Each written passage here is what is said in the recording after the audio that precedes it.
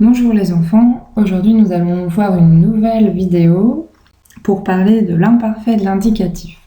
Donc c'est un temps qu'on n'a pas encore abordé cette année et on va se concentrer pour l'instant sur les verbes du premier groupe, être et avoir. Alors, l'imparfait, qu'est-ce que c'est? Quand on regarde ici la conversation du petit garçon avec son papa, on peut déjà se rendre compte que c'est un temps d'avant, pour parler du passé.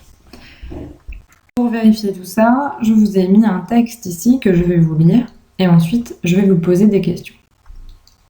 Alors, ça s'appelle la bûche de Noël. Les enfants de la classe ont préparé une petite fête de Noël et ils ont invité l'arrière-grand-mère d'Agathe. Elle vient d'avoir 100 ans. Agathe s'approche de son aïeul et dit « Raconte-nous, grand-mère, comment tu fêtais Noël quand tu étais petite ?»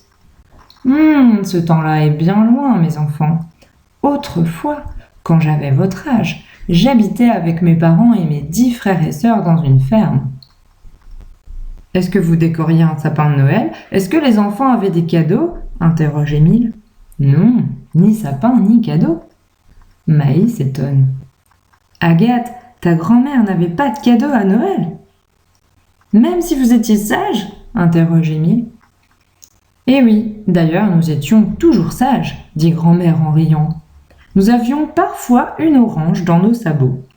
Quelques jours avant Noël, nous allions tous ensemble chercher une bûche pour le feu de cheminée. On ne choisissait pas n'importe quel bois. Mon père coupait le tronc d'un arbre fruitier en bois très dur. Alors, maintenant que je vous ai lu le texte, je vais vous poser quelques questions. Alors, première question, où se passe cette histoire? Cette histoire, elle se passe dans la classe. Qui est dans cette histoire? Dans l'histoire, on a les enfants de la classe, il y a donc Agathe, Émile, May, etc., puisqu'il y a plein d'élèves dans une classe. Il y a aussi l'arrière-grand-mère d'Agathe qui a 100 ans. Alors, maintenant, ce qui est intéressant, c'est de se poser la question quand? Quand se passe cette histoire? Alors, cette histoire, elle se passe dans le présent, mais elle nous parle d'une autre époque. Puisqu'à présent, vous avez, il me semble, des cadeaux de Noël et un sapin chez vous, quand c'est la saison. Donc c'est une autre époque et on peut s'en rendre compte grâce au mot « autrefois ». Et donc dans ce texte, on va trouver des verbes à l'imparfait, puisque l'imparfait est un temps du passé qui sert à parler et à décrire des choses qui se passaient, qui avaient lieu à l'époque. Donc, c'est le moment de prendre votre fiche de travail que j'ai appelé imparfait séance 1. Vous allez tout.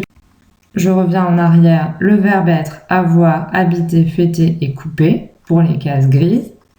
Et ensuite, quand vous avez terminé, vous pouvez poursuivre la vidéo. Donc regardez bien dans le texte, il y a tous les verbes pour remplir les cases grises. Alors maintenant, je vais vous donner un petit peu d'aide pour remplir les autres cases.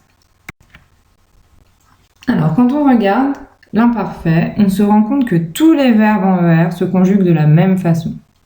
Comme le verbe chanter, par exemple, on va avoir « je chantais » AIS, « tu chantais » AIS, « il ou elle chantait » AIT, « nous chantions » ONS, « vous chantiez » IEZ et « il, elle chantait » AIENT.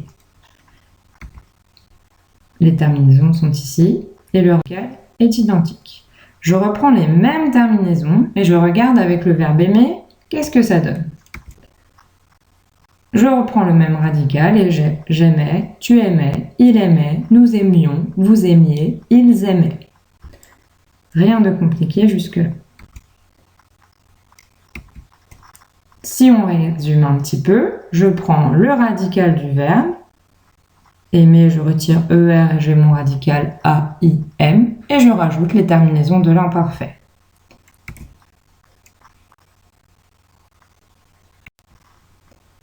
Allez, maintenant c'est le moment de mémoriser les terminaisons ensemble.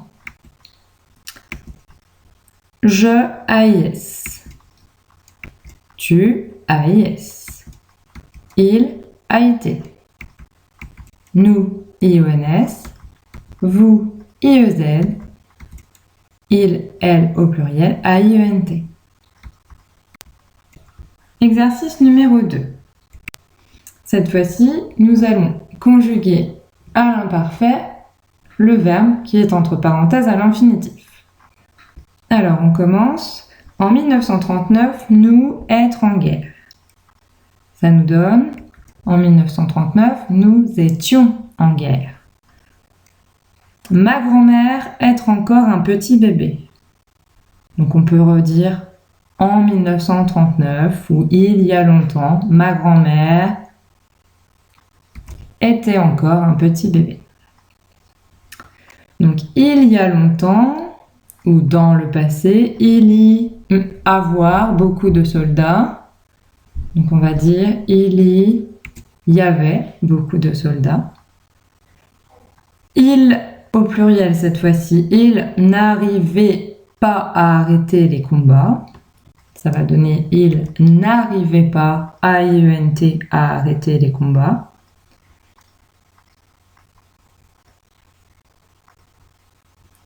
Ensuite, vous, à l'époque où en 1939, vous n'existez pas heureusement, on va dire vous n'existiez pas heureusement.